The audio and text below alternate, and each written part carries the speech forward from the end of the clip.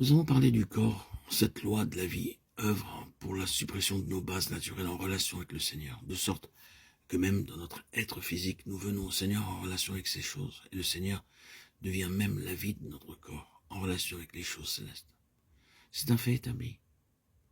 De ce fait sort le témoignage que nous sommes amenés progressivement d'une part dans la situation ou dans les choses du Seigneur, nous n'avons point de vie en nous-mêmes, ou même physiquement nous sommes confrontés à une impossibilité.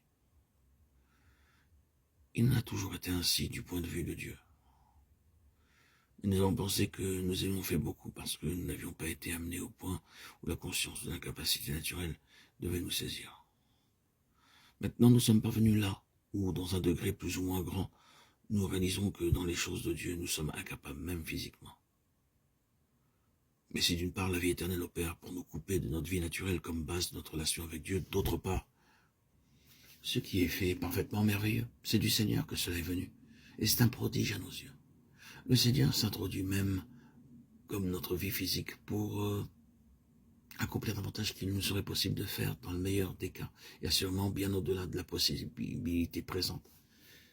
Car elle nous a fait connaître qu'en tant qu'hommes, nous ne sommes rien, même dans le meilleur des cas. La vie fait cela. La vie pousse dehors un système et en introduit un autre, lui faisant place au fur et à mesure qu'il s'installe.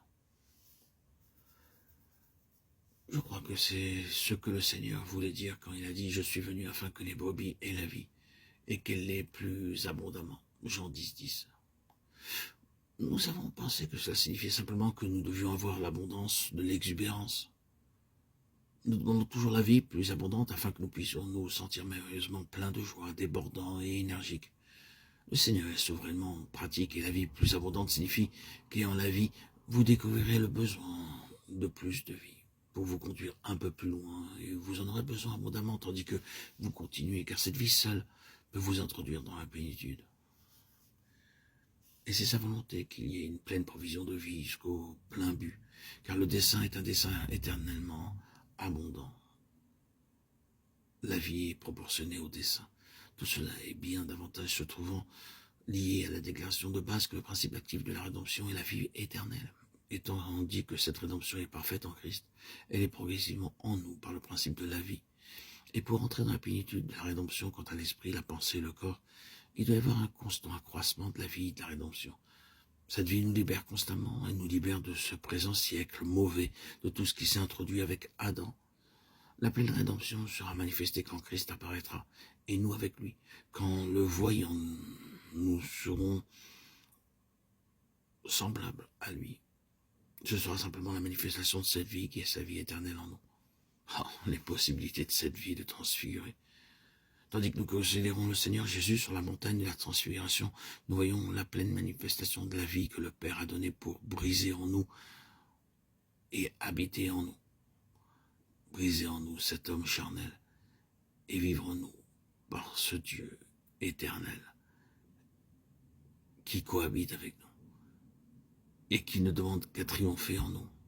Faisons-lui de la place.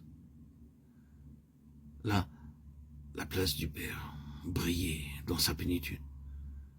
Et nous montrons ainsi quel genre d'homme est cet homme en qui se trouve la vie divine pleinement triomphante, qu'il désire voir en nous. Il y a un homme plein de gloire, plein de perfection, et quand nous le verrons, nous serons semblables à lui. La parole pour nous, alors que nous terminons cette méditation, est celle-ci, qui nous a appelés à la vie éternelle. Oui, frères et sœurs, en Christ, nous devons nous emparer de la vie éternelle quotidiennement pour l'esprit, la pensée et le corps.